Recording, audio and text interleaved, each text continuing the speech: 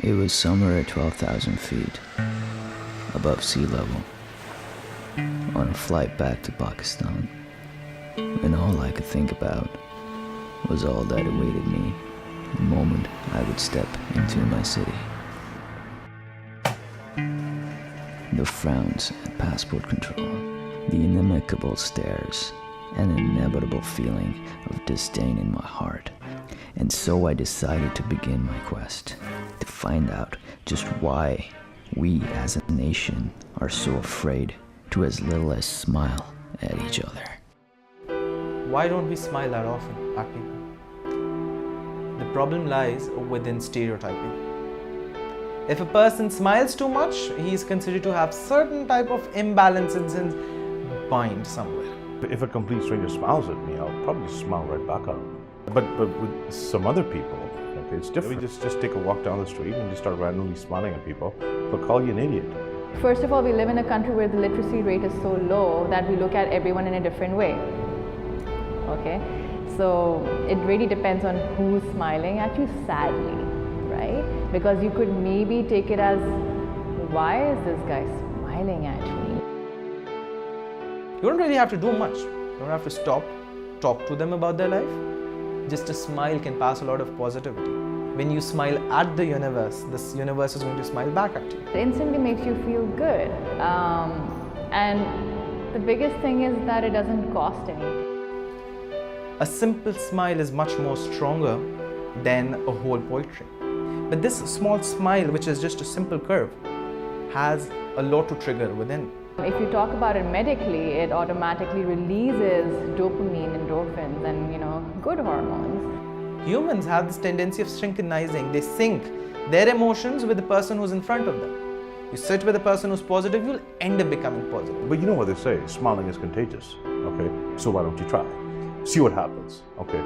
See if that smile carries on, okay? Because it's supposed to be contagious. You smile one person, they smile back at you, and they smile somebody else. Because someone acknowledged their presence. Because that's what smiling really means, right?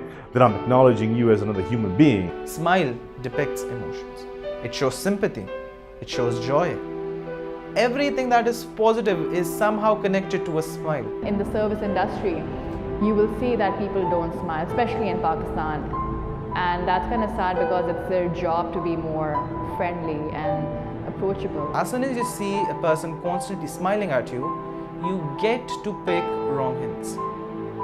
Where we do consider ourselves to be very liberal and broad-minded, but at the very same time, the division between the genders, they remain. Let's focus on our society. It's becoming a little more tighter, and instead of progressing, yes, there are people progressing, but if I go back in time, our society was much progressive during our parents' time, right? And maybe back then it was more open to such gestures, and I feel now the thought process has become a little regressive. It could either be because of fear, mistrust, or religious reasons. If we do pick religious notions about smiling, globally, if you pick any religion, kindness, being soft, being tender, being emotional is not a bad thing. This is how, what makes a human human. Well, to cultivate the smile culture into people who are very restricted, it will require a lot of time. Culture takes centuries to develop. Key remains, make it popular. Whatever comes in mainstream becomes popular. You know how in countries there's a campaign like Free Hug campaign. Maybe we can do a small drive around the country, and that way you won't differentiate because you'll be on the streets. Maybe it will be a little bit of a shock for people, but when you shock people, that's when you capture their attention. So I think it just takes one person, okay? And smiling and happiness and joy can actually be spread contagiously. We have created a disconnect with the very fabric of who we are as humans.